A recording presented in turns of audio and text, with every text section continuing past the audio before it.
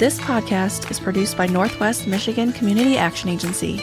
The Collective Us, an NMCAA podcast, focuses on inspiring you through stories of those we've helped through our programming or by linking local resources to community members in need. Join us as we learn about the programs offered through NMCAA and how we touch people's lives every day.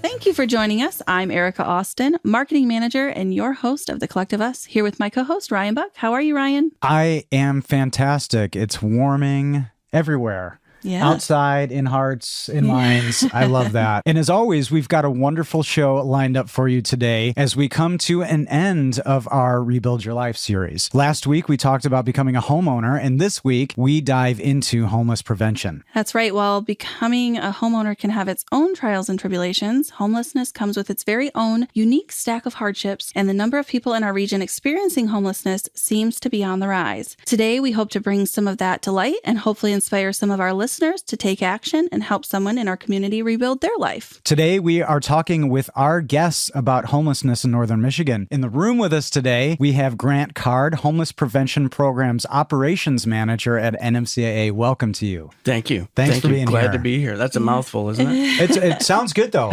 Yes. Thanks. And also via Zoom, we have Victoria Purvis, Director of Homeless Prevention Programs at our sister agency, Northeast Michigan Community Service Agency. Welcome to the show. Hi, thanks for having me. Before we jump into deep conversation, I want to give those of you who don't know a quick background on NEMCSA. Victoria, can you tell us a general overview about some of the programs and services that you guys offer in your region?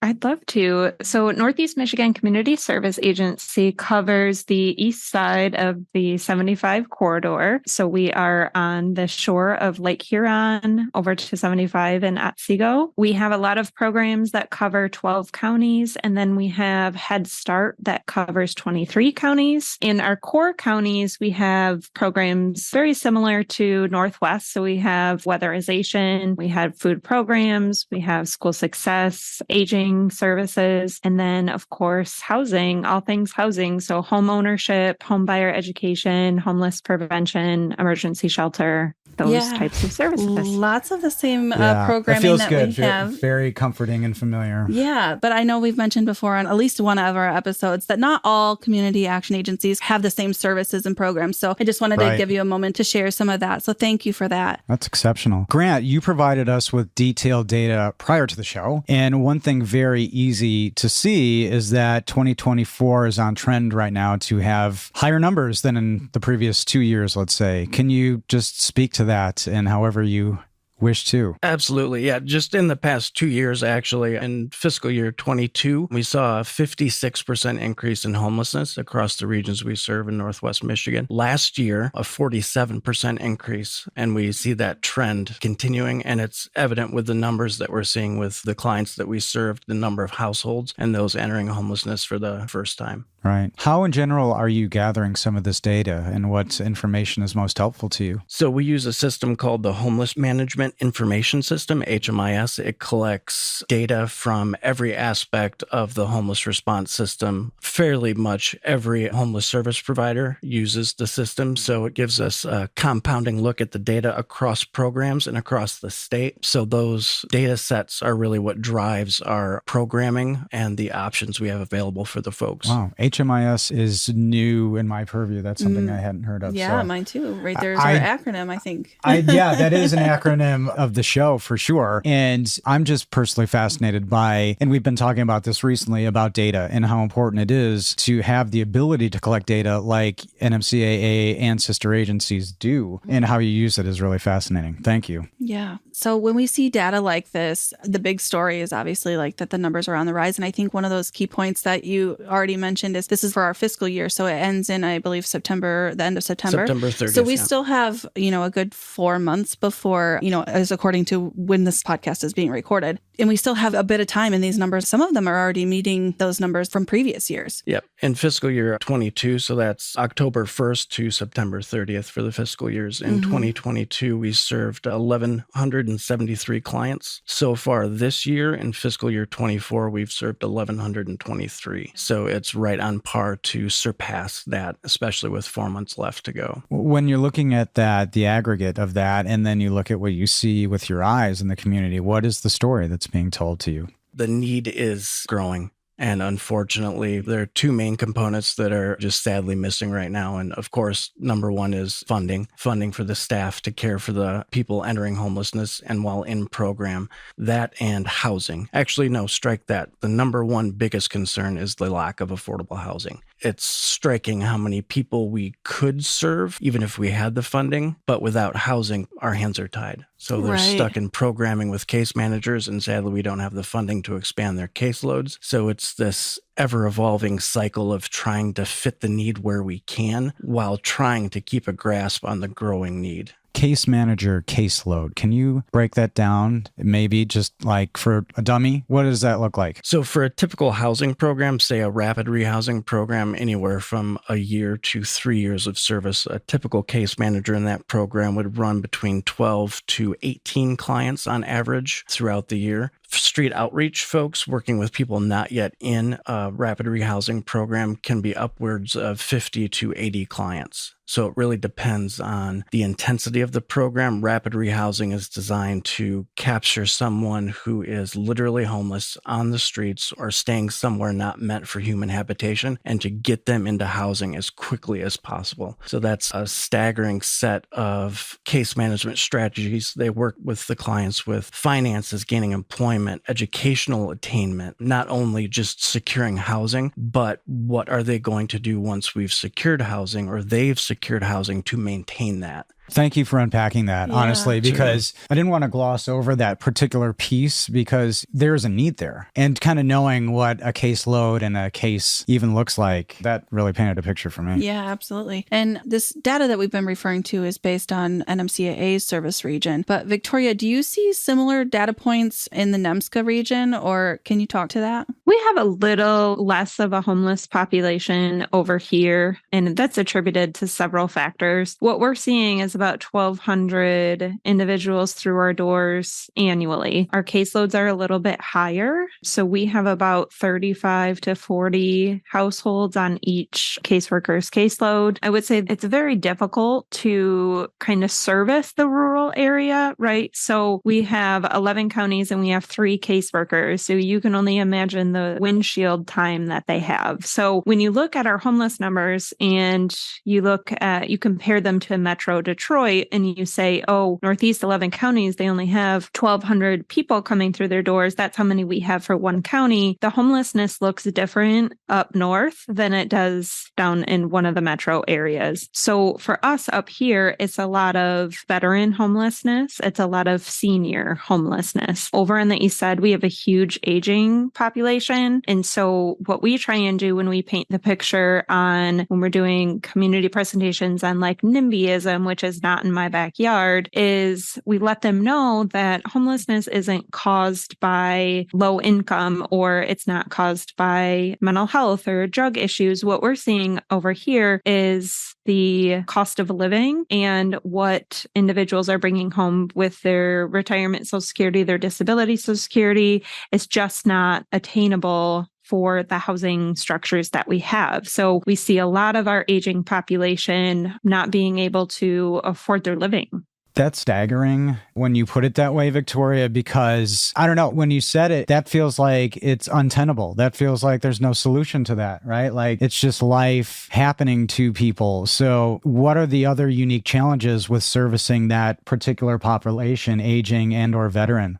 Well, the obvious answer is the lack of housing, right? So landlords can jack up their rents to whatever they want because they don't have any competitors. There aren't new developments popping up all over the place where they're having to compete. There's no competitive rent scale. And we're looking at, a 0-bedroom efficiency apartment at, $1,000 a month. And when you only have a $700 Social Security check, how are you supposed to make ends meet? Or how are you supposed to live at all, right? You're going into eviction, you've got that eviction on your record, et cetera. You can't pay any of your bills. So that is obviously the biggest hurdle for the entire state of Michigan is the cost of rent. When you look at developers coming up north on both the northwest side and the northeast side, it's difficult because if you have contractors that are willing to come in, they can't find staff or they can't find the product. You could get mobile homes shipped up here, but it costs an arm and a leg. Like Alpena, our closest exit off of the freeway is 2 hours. So we're having to pay thousands and thousands extra for deliveries. And so the developers are saying our return on investment is not worth it. We're not bringing anything up here. So we're seeing these dilapidated buildings. And like I said, there's no competition. So the landlords aren't upkeeping their apartments. They're not building new apartments. And then I don't even want to get into the whole vacation rental because that is like a whole other beast that is coming about to really create some struggles for us in finding housing.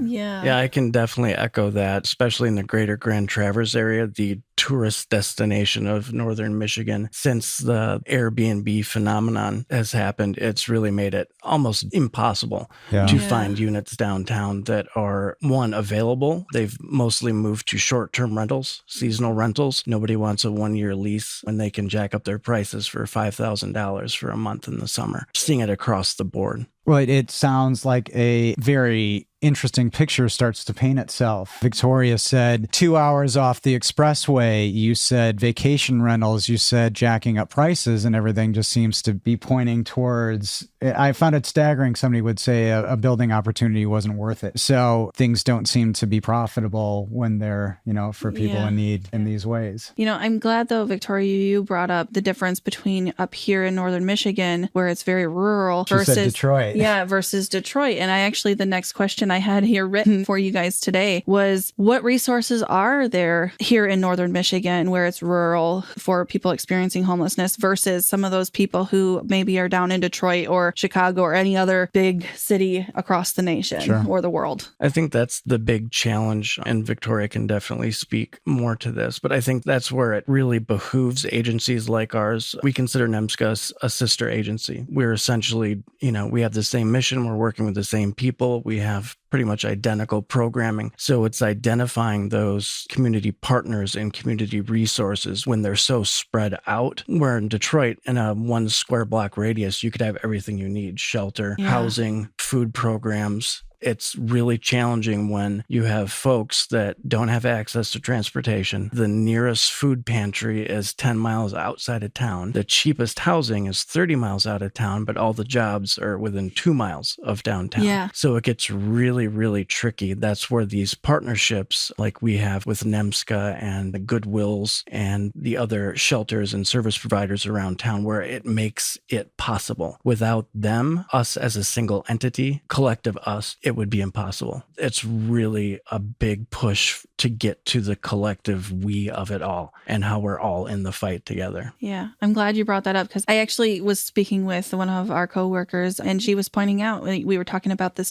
transportation issue and how can we work with some other community partners to bring that awareness up, one, and how can we help those people who are experiencing homelessness, and not just those people, but also other clients of ours. Maybe there's a mom who has a kid in Head Start but can't get them to Head Start. So how do we do that? And so we were talking about this transportation issue, and she brought up the fact about people who are homeless and maybe living outside of town because that's the only place they can live is, out in a rural area, but their job is in Traverse City or somewhere, like a bigger city area, but then they can't afford gas or their vehicle breaks down and then now they're stuck. And how do we face that? So it's such an interesting thing to think about when you really start wrapping your brain around the whole idea of what could homelessness look like. Victoria, kind of similar response to Grant as it relates to some of the differences between the big city and what you're seeing? Yeah. So one, I was going to say something that we really have going for us in the rural counties is that sense of community, that sense of partnership. So not only with our service agencies, but also with our local churches and our service organizations, our Zentas, our Rotaries, those types of places, they are really willing to step up and listen to the problems that we have. They're willing to help their neighbors in need. And so I think if you you go into a big city and you smile at someone and you wave at someone, you're not going to get the same reaction as you will in one of the northern counties. Might so it's get just assaulted. that. Yeah, you might. Yeah. The Why wrong you person looking on at the me? wrong day. Right. Yeah. So it's much more community minded up here. So we really tap into some of those unlikely sources. And that's where we get very creative. I always say the folks working in northern Michigan are just some of the most creative people that you'll ever meet, because when you get us all in a room together, we are going to come up with a solution that you just never would have thought of. But it's because we've just been programmed and trained to make this all happen with extremely limited resources. And then the second thing that I was going to say is the transportation issue. I'm very surprised when a lot of our rural communities do their community needs assessment that transportation isn't higher, because really when you think about the lack of transportation that it has on an individual, like you were saying, they work 30 miles away from where the only vacant housing unit is, they're going to choose to be homeless because they don't want to lose their job that they work so hard to get. So sometimes it's not always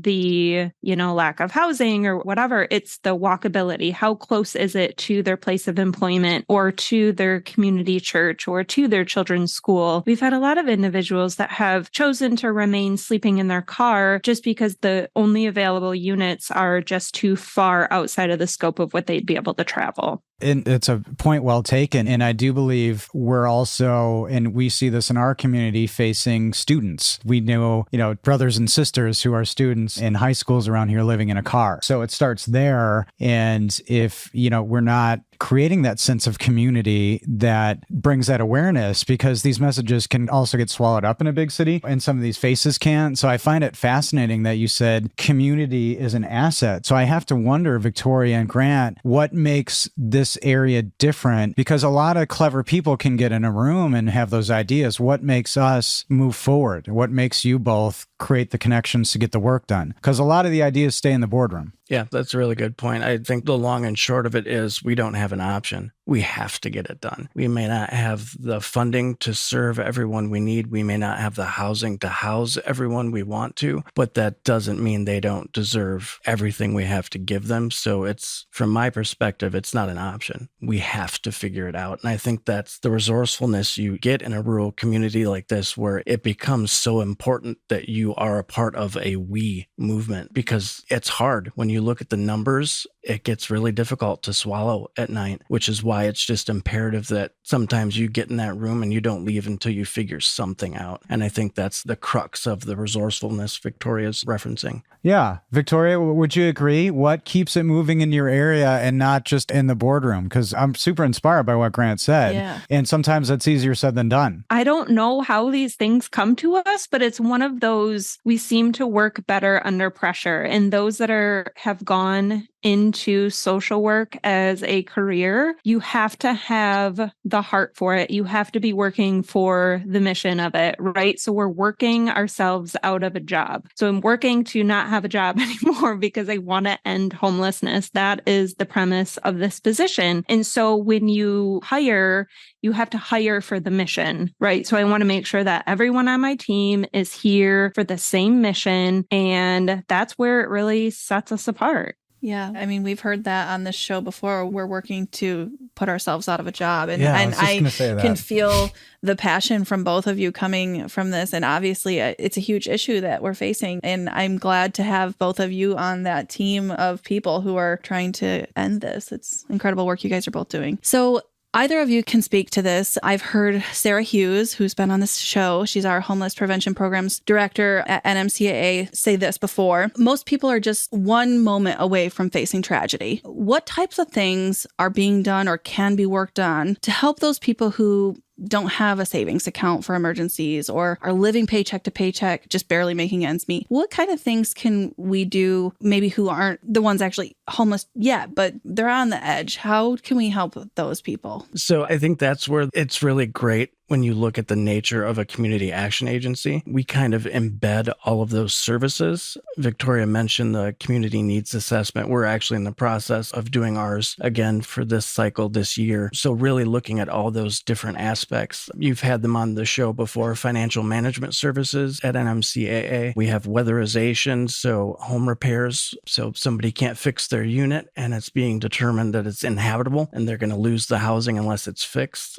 So that's an instance. Emergency car repairs is a big one that we see, especially with our veteran community up here. And it really is just your one crisis. Anybody could be one crisis away from homelessness. A medical bill, a freak accident, you lose your job. I mean, a lot of folks are living paycheck to paycheck. And after that third one doesn't hit your bank, what are you going to do? So it becomes really necessary to not just treat homelessness as its own entity, as its own, I don't want to say symptom, but it's looking at the compounding factors to what led there. It's the financial planning, it's the education, it's the planning for that, oh no, this just happened, what now?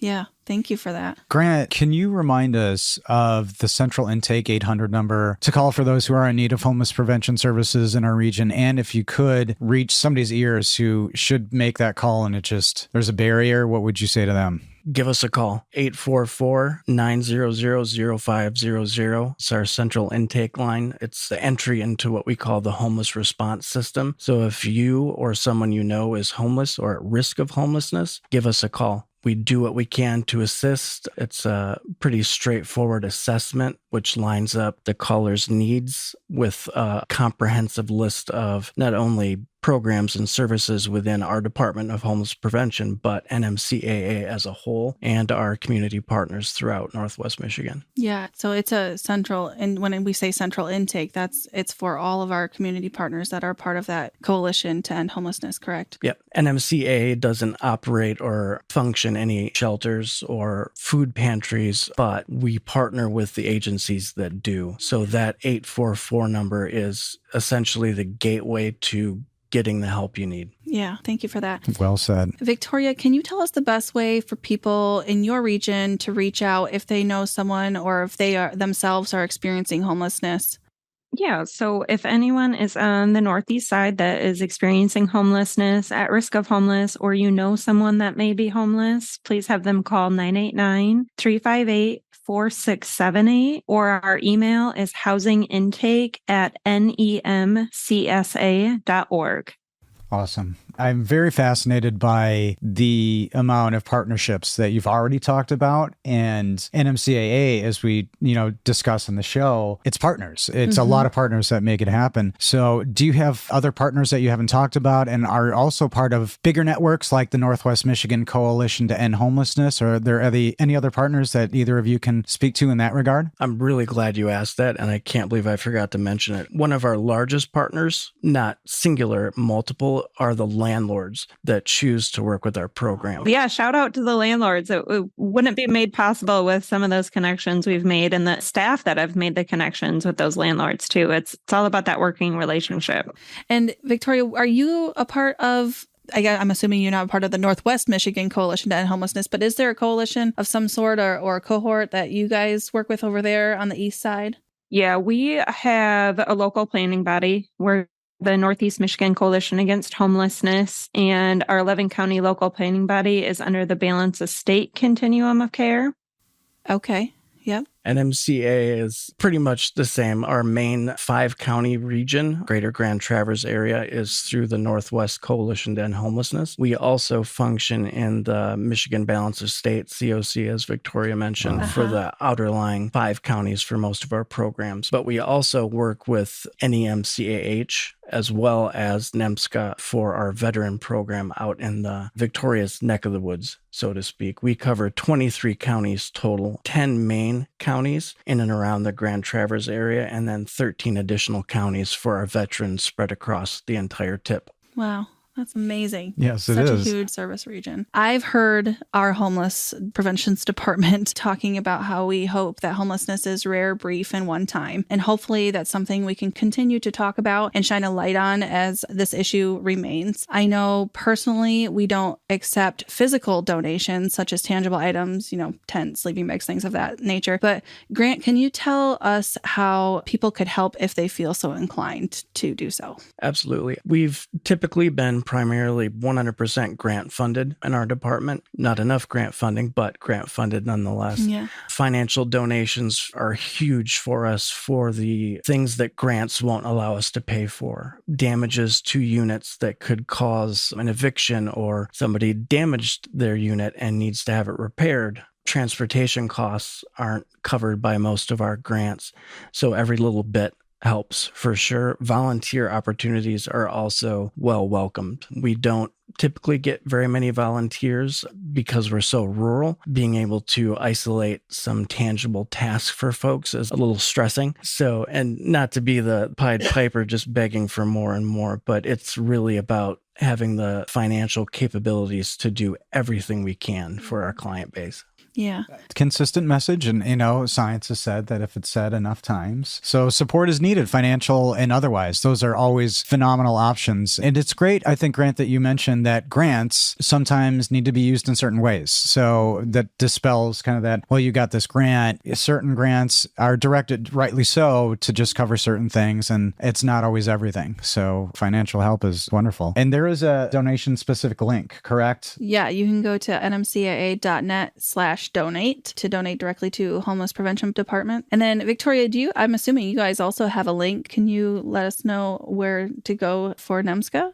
We do. We have a link on our website. If you visit www.NEMCSA.org, there is a link to offer a monetary donation. As Grant said, we also have volunteer programs that you can sign up for with our agency and volunteer in a variety of ways. And then we also have a place where we accept the tangible donations, call it the Kindness Closet. And we have 3 locations for that. We have one in Alpena, one in Gaylord, and one in Oscoda. And things that we accept in there are cleaning supplies, move-in baskets. So things like shower curtains, towels, anything that someone may be, envision yourself moving in out of your car and you do not have anything to take care of your apartment. So we like to provide them with some of those move-in essentials. Yeah, that's awesome. I know we've had Sarah on the show before and they've talked about like welcome baskets. So that's such a neat concept. It's great.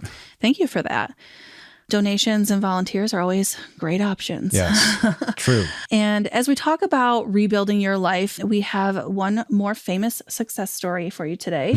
In today's age, flipping a light switch happens multiple times a day for just a single person. But if not for Thomas Edison failing more than 1,000 times when inventing the electric light bulb, that might not be today's reality. Edison, however, was famous for this type of trial and error method, once telling a reporter, "I have not failed 10,000 times. I've successfully found 10,000 ways it will not work." The first incandescent light bulb to last for more than 12 hours was invented in 1879. That's earlier than I thought.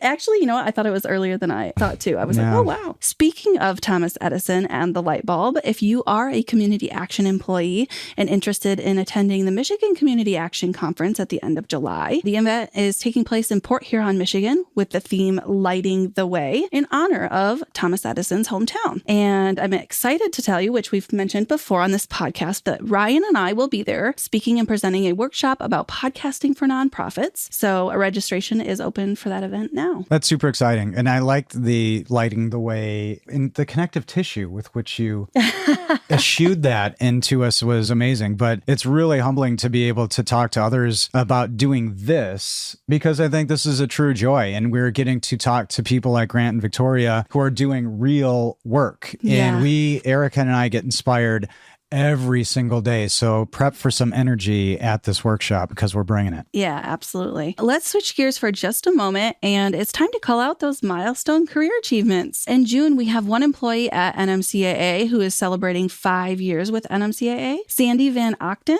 Thank you for all you do, Sandy. That's extraordinary. 5 years. Yeah.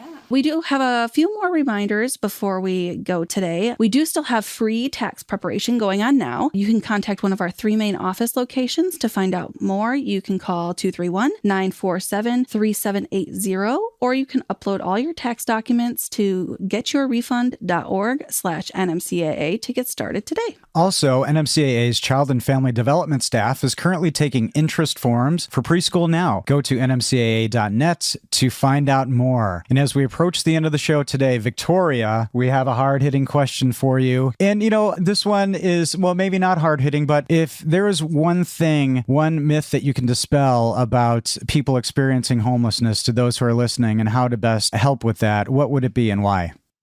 Oh my gosh, I love this question. My answer for that is that not all homeless people are unemployed. They have jobs. A lot of them, they're going to be the front desk at the gym you go to. They're going to be the receptionist at your dentist office. They're going to be maybe the aide in your child's room. They're not all unemployed. And they don't all look homeless. Yeah, that's incredible. Whatever that looks like. That also kind of makes me think, if we talked about this, I keep referring back to this episode of Sarah and Ryan Hannon from Goodwill. Yeah. They talked about homeless people are just like you and me. They're not scary. They're just because they look, maybe potentially, not all of them, of course, but maybe because they're standing out on the corner. Maybe they haven't had a chance to get a shower recently, but they're not scary. So that also that made me think of that moment. Talking about shining a light. It really puts perspective on it to be like, oh, yeah. So the person who is taking care of you, servicing you on the other end of a desk, is probably having a different dinner table experience than you, if they even have a dinner table. So that was wonderful. Thank you, Victoria, for that. Thank you. Yeah. And Victoria, too, as we were running through our reminders, I was just curious. I'm assuming that you all are currently taking applications for your preschool and all that now as well. Are you familiar? Do you know if they're doing that? Yes. And you don't have tax preparation over there, do you? We do not have tax preparation. Okay, but they can go online on your website and find out how to sign up for some preschool options. Yes. Yep. Awesome. So we're doing preschool enrollments and early Head Start enrollments too. So that's birth to 3 in the home. Perfect. Sweet. Thank you for that. Grant, another hard-hitting question. If you had to pick one spokesperson to shine a light on the issue of homelessness, who would you choose and why? Great question. Now, do I give a plug that will be good for my career? Or wow. No, I'm totally kidding. His inner monologue was coming out. I would have to say, in all honesty, Sarah Hughes. Oh. Wow. I come from a medical background, from a substance use disorder background, and I've been here for 3 years now, never worked with the homeless system before. And she presented it to me with such a passion that I am home at NMCAA right now in my role